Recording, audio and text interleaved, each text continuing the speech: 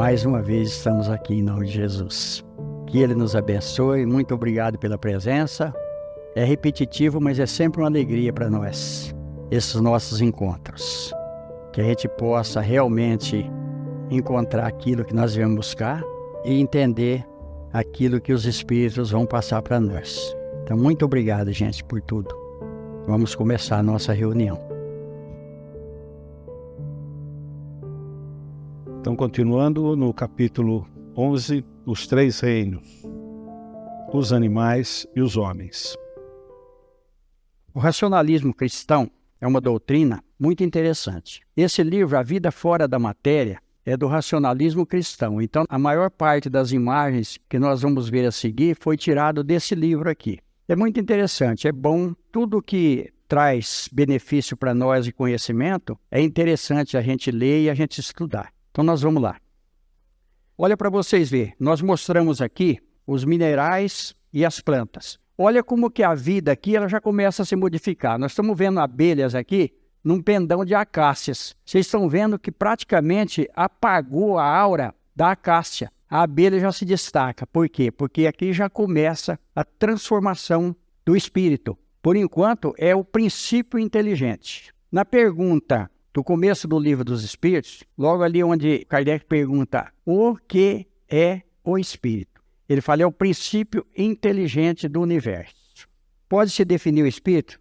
Não, nós não temos condição para isso. Então, por isso que começa a energia espiritual nos minerais, nas plantas, e agora aqui já vai chegar nos animais, que é o assunto de hoje. Dentre os animais domésticos de maior convivência com o homem, o muar é dos que apresentam a aura mais semelhante à humana, da primeira categoria. Então nós estamos vendo aqui que já se destaca bastante. Aqui já começa a inteligência rudimentar, porque ele pode ser ensinado e ele aprende por repetição. Todos os animais aprendem por repetição. Nós sempre comentamos, o primeiro gato miou, o último gato só vai miar. Então o animal, ele é uma nota musical que se repete. O homem são todas as notas musicais porque ele cria. O cão, outro animal doméstico em que aflora qualidades reveladoras de inteligência. Tem um livro do Roque Jacinto muito interessante que chama O Lobo Mal Reencarnado. Nós vamos ver a transformação do lobo até chegar num cão domesticado. É inclusive um conto infantil, mas é interessantíssimo. José Xavier, o irmão do Chico Xavier, ele tinha um cão chamado Lorde. Isso está num livro muito interessante que chama Testemunhos de Chico Xavier. José Xavier tinha deixado um cão por nome Lorde para o Chico Xavier cuidar do cão. José Xavier desencarnou e quando o cão desencarnou, quando ele morreu, ele estava com o Chico Xavier. No momento em que o cão dá o último suspiro ali, ele vê o irmão dele desencarnado vir pegar o cão e levar o cão junto com ele. Então, olha a importância dos animais nas nossas vidas, principalmente os domesticados.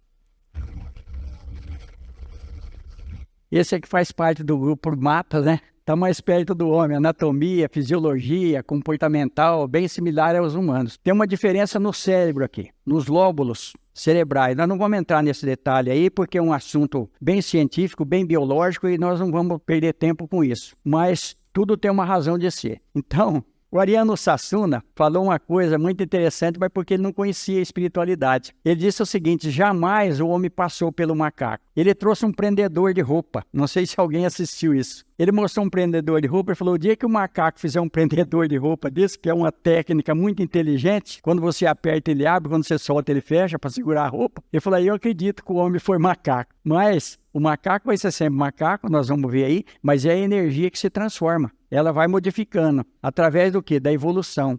Tem um livro interessante, A Evolução Anímica. Esse livro é um livro clássico da doutrina espírita, escrito há muitos anos atrás, mas traz toda uma informação para nós. Muito antes até de Darwin. Olha que coisa interessante, os animais têm evidência. Todos os animais domésticos, eles veem. Acho que vocês viram o filme Ghost, onde o espírito aparece para o gato e o gato acaba arranhando o rapaz lá que ia cometer até um crime ali, no filme Ghost. Aqui nós estamos vendo, olha o que os espíritos fazem. Os espíritos, eles se transformam em animais, os espíritos inferiores, para assustar o cavalo. Para o cavalo derrubar quem? O cavaleiro. Como que esse espírito inferior pôde dar essa aparência, sendo que nós sabemos, pelo livro dos médiuns que nós estamos estudando, que para um espírito aparecer para alguém, ele tem que combinar o fluido dele com o fluido do médium para poder aparecer. Então ele combinou o fluido dele com o fluido do médium e deu a visão ao cavalo, porque o cavalo já tem uma inteligência mais avançada. E é onde derruba, refuga. É interessante isso. Aqui nós estamos vendo a mãe consciente do seu papel e preocupada com a criação e educação do filho. Aqui nós estamos vendo, além da aura da mulher, que é sublime, nós estamos vendo o espírito superior envolvendo ela, dando assistência. Ninguém está sem assistência espiritual, principalmente as mulheres, porque as mulheres ela têm uma diferenciação em relação ao homem. Eu me emociono até, inclusive, nós vamos ver a mãe de Jesus. Vocês imaginam a mãe de Jesus? O sofrimento dela é de ver Jesus na cruz. Agora vocês imaginam a mãe de Judas, a situação da mãe de Judas. Então olha a missão da mulher na terra. Se não existisse a mulher, nós não estaríamos aqui. A mulher é que dá a vida, a mulher é que abre para que nós reencarnamos na terra. E aqui nós estamos vendo que nas coisas mais simples nós podemos encontrar felicidade. Nós estamos vendo um lavrador aqui muito feliz, contemplando o resultado do trabalho dele. Então a gente vê muito isso, pessoas que estão envolvidas em plantações, e como nós deveríamos principalmente valorizar os lavradores. Quando nós vamos comer um feijão, comer um arroz que nós temos no nosso prato, quem trabalhou, quem produziu aquilo ali para nós? E muitas vezes a pessoa não ganhou praticamente nada. Quando nós vemos algum cereal, alguma fruta, alguns legumes muito barato, quem plantou não ganhou nada. Então muitas vezes nós reclamamos do preço, mas se a gente plantar, a gente valoriza, gente. Se compararmos o homem e os animais com respeito à inteligência, a linha demarcatória parece difícil de ser estabelecida, porque certos animais têm, a esse respeito, uma superioridade notória sobre certos homens. Essa linha demarcatória pode ser estabelecida de maneira precisa? Sobre esse ponto, vossos filósofos não estão quase nada de acordo. Uns querem que o homem seja um animal, outros que o animal seja um homem. Estão todos errados. O homem é um ser à parte que se rebaixa algumas vezes muito baixo ou que pode se elevar bem alto. Fisicamente, o homem é como os animais e menos dotado que muitos deles. Olha que coisa interessante aí. A natureza lhes deu tudo aquilo que o homem é obrigado a inventar com sua inteligência para suas necessidades e sua conservação. É verdade que seu corpo se destrói como o dos animais, mas seu espírito tem um destino que só ele pode compreender, porque só ele é completamente livre. Pobres homens, que vos rebaixais abaixo da brutalidade, não sabei vos distinguir? Reconhecei o homem pelo pensamento de Deus. Eu achei muito interessante quando ele diz aí que muitas vezes o homem se rebaixa e que muitos querem que o animal seja como o homem. Aí tem um livro de Humberto de Campos muito interessante, que o título lá é O Homem e o Boi. Um anjo de uma galáxia muito superior veio fazer uma visita na Terra para fazer uma avaliação da evolução dos habitantes da Terra. E ele saiu para o campo para poder observar. Aí ele viu um homem tirando o leite de uma vaca. Ela abanou o rabo para espantar uma mosca, ele pegou e deu um chute no ubre dela. Ele saiu dali, caminhou mais um pouco, viu um outro trabalhando com um boi. O boi ia e voltava, ele examinou os olhos do boi, os olhos sereno, tranquilo, calmo. Aí ele examinou o homem. O homem tinha ali astúcia, avareza, uma série de coisas que ele identificou através do olhar. O boi ia e voltava e o homem com um ferrão, ferrando o boi, batendo no boi. Aí chega um anjo daqui da Terra, do planeta terreno. Chega e pergunta para ele, você veio fazer uma avaliação aqui da evolução, o que você está achando? Ele falou, estou achando muito interessante. Só que eu não entendi por que o superior anda de 4 e o inferior anda de 2. Ele falou, não, mas você está enganado. O superior é o que está andando de 2. O inferior é o que está andando de 4. Aí ele falou, então tem alguma coisa que precisa ser acertada. E aí ele se despediu e saiu. Aí Humberto de Campos diz o seguinte, que não sabe se o anjo foi pedir a Deus para que o homem andasse de 4 à maneira de um animal, ou se foi pedir que o animal andasse de 2 na postura de um homem. Olha. Pode-se dizer que os animais não agem senão por instinto?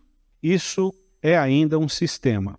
É verdade que domina o instinto na maioria dos animais, mas não vês que agem com uma vontade determinada? É da inteligência, embora limitada. Além do instinto, não se pode denegar a certos animais atos combinados que denotam uma vontade de agir com sentido determinado e segundo as circunstâncias. Há, portanto, neles uma espécie de inteligência cujo exercício é mais exclusivamente concentrado sobre os meios de satisfazerem suas necessidades físicas e proverem a sua conservação. Entre eles, nenhuma criação, nenhuma melhora. Qualquer que seja a arte que admiremos em seus trabalhos, aquilo que fazia outrora o fazem hoje, nem melhor nem pior, segundo formas e proporções constantes e invariáveis. O filhote, isolado dos demais da sua espécie, por causa disso, não deixa de construir seu ninho com o mesmo modelo sem ter recebido ensinamento. Se alguns são suscetíveis de uma certa educação, seu desenvolvimento intelectual, sempre fechado em limites estreitos, é devido à ação do homem sobre uma natureza flexível, porque não tem nenhum progresso que lhe seja próprio. Esse progresso é efêmero e puramente individual, porque o animal, entregue a si mesmo, não tarda a retornar para os limites estreitos traçados pela natureza. Olha aqui, que ensinamento para nós esse livro traz. Muito interessante. Quando nós falamos ali do orangotango, nós tivemos uma experiência quando eu era menino ainda, faz muito tempo, né, gente? Eu estava com meu primo caçando. Naquela época se caçava muito. Olha como que nós já evoluímos. Hoje a gente preserva os passarinhos. Se fosse na época que eu era criança e tem outros aqui da minha idade, a gente matava todos eles, porque usava estilingue, usava tudo. Nós estávamos ali em Barretos, beirando uma mata lá. Os macacos vinham muito comer o milho. Eles roubavam o milho, eles amarravam, colocavam no pescoço e fugia para as árvores. E tinha sempre um vigiando. Um ficava em cima da árvore vendo, porque quando chegava pessoal que era para espantar, o macaco assobiava. E se ele não assobiasse, ele apanhava dos outros. Olha para vocês verem que já tem uma certa inteligência aí. E aí, o meu primo foi atirar numa macaquinha. Olha, que coisa impressionante. Quando ele apontou a espingarda, ela pôs o filhotinho na frente. Até hoje, isso ficou gravado na minha mente aqui. Então, olha para vocês verem que já tem ali, né? E aí tem as experiências do macaco, com batata, com uma série de coisas que está na internet e é verídico. Então, já há ali uma inteligência, né? Aí um livro muito interessante, Memórias do Padre Germano. Nós vamos ver o cão Sultão, eu já contei isso aqui anteriormente, mas vale a pena. Ele defendia o Padre Germano. O Padre Germano era um homem muito aberto, muito espiritualista. Ele não estava só envolvido na igreja, não. Ele envolvia com o pessoal. Ele era um homem muito caridoso. Então, sempre alguém deliberava tirar a vida dele. E o cão dele, o Sultão, muitas vezes fazia com que ele desviasse daqueles locais onde ele ia passar. Está no livro da Amália Domingos Soler, uma médium fantástica na Espanha. Quando essa mulher desencarnou, Barcelona parou. Tal a importância dessa mulher. E era uma médium excelente. Os animais têm uma linguagem? Se entendeis uma linguagem formada de palavras e de sílabas, não. Um meio de se comunicarem entre si, sim. Eles se dizem muito mais coisas do que acreditais, mas sua linguagem é limitada, como suas ideias, as suas necessidades. Há animais que não têm voz. Ao que parece, esses não têm linguagem, eles se compreendem por outros meios. Vós outros, homens, não tendes senão a palavra para se comunicarem. E os mudos? Que dizem deles? Os animais, estando dotados da vida de relação, têm meios de se informarem e de exprimirem as sensações que experimentam. Crês que os peixes não se entendem entre si? O homem não tem, portanto, o privilégio exclusivo da linguagem, embora a dos animais seja instintiva e limitada pelo círculo de suas necessidades e de suas ideias, enquanto que a do homem é perfectível e se presta a todas as concepções de sua inteligência. Os peixes, com efeito, que emigram em massa, como as andorinhas que obedecem ao guia que as conduz, devem ter meios de se informarem, de se entenderem e de combinarem. talvez por uma vista mais penetrante que lhes permita distinguirem os sinais que fazem. Pode ser também que a água seja um veículo que lhes transmita certas vibrações. Qualquer que seja, é incontestável que eles têm um meio de se entenderem como todos os animais privados da voz e que fazem trabalhos em comum. Deve-se espantar, depois disso, que os espíritos possam se comunicar entre si sem o socorro da palavra articulada? Por quê? Porque a linguagem futura vai ser do pensamento. No plano espiritual, quando nós pensamos, nós já nos identificamos para o outro. Então, o cartão de visita nosso vai ser o pensamento. Por isso que Jesus diz que não há nada oculto que não será descoberto. Porque não vai ter como, nós não temos o corpo para se esconder. Então, muitos processos obsessivos, nós já comentamos aqui, porque nós viemos para esconder no corpo. Quando nós estamos escondidos no corpo, espíritos inferiores, a quem nós prejudicamos muito em outras encarnações, eles vêm. Só que aí nós estamos camuflados no corpo físico. Então o corpo físico é um esconderijo para nós. É alguma coisa que Deus nos oferece para que a gente possa ir se libertando. Através do corpo físico nós podemos agir, nós podemos fazer as nossas ações para o bem ou para o mal. Então, quando a gente tem o conhecimento da doutrina espírita, nós sabemos que nós estamos usando o corpo temporariamente. E que bom que se a gente pode usar a benefício de outros. Porque a partir do momento que nós começamos a exercitar a caridade, por isso que no Espiritismo fala que fora da caridade não há salvação. E realmente não há. Porque quando a gente começa a exercer alguma coisa benéfica a favor do outro, nós começamos a nos fortalecer. Esses espíritos que estão nos assediando, eles vão pelo nosso exemplo. É aquilo que a gente fala, o exemplo, ele realmente arrasta. Ele convence e arrasta. Então os espíritos vão ver que a gente mudou. Nós temos uma história do Divaldo Pereira Franco, de uma entidade que assediava ele muito, que obsedava ele pra caramba. Ele estava numa situação muito difícil. E aí, através das reuniões mediúnicas, tudo, ele recebia e outros doutrinavam. Apareceu uma menina, acho que todo mundo sabe dessa história, numa lata de lixo, e ele ia passando, ele pegou essa criança tudo picada de formiga e levou para a mansão do caminho. E começou a cuidar dela. Ele disse que uma menina era até muito feia, muito debilitada. Olha o que aconteceu na reunião mediúnica. O obsessor chegou e disse para ele: de hoje em diante você está livre, porque aquela criança é minha filha. E você socorreu ela, você está dando amor para ela. Então, realmente, você faz jus àquilo que você prega. E ele ficou livre desse obsessor. Quando o obsessor não reencarna na nossa família, ele vai ver os nossos atos, porque muitas vezes reencarna na nossa família. São os familiares difíceis que a gente tem, mas nós viemos aqui realmente para nos reconciliarmos. Aí vamos entrar naquela frase de Jesus: reconcilia com o teu adversário enquanto está a caminho, porque senão você será levado à frente do juiz, será metido numa prisão e não sairá de lá enquanto não pagardes o último ceitil. É a reconciliação enquanto nós estamos aqui, porque depois vai ficar muito mais difícil para nós. Essa é a mensagem de Jesus, essa é a mensagem da doutrina espírita. Nós vamos passar para a segunda parte. Vamos fazer o nosso pedido mental. Então nós precisamos agradecer muito. Quando eu citei os alimentos aqui, é porque meu pai, ele sempre plantou lavoura. E eu sabia da dificuldade, eu sei da dificuldade. Conheço alguns amigos que plantam, né? E chega na hora de colher, na hora de vender, não tem valor. Então é muito difícil. E a gente tem no prato, muitas vezes a gente não observa isso daí.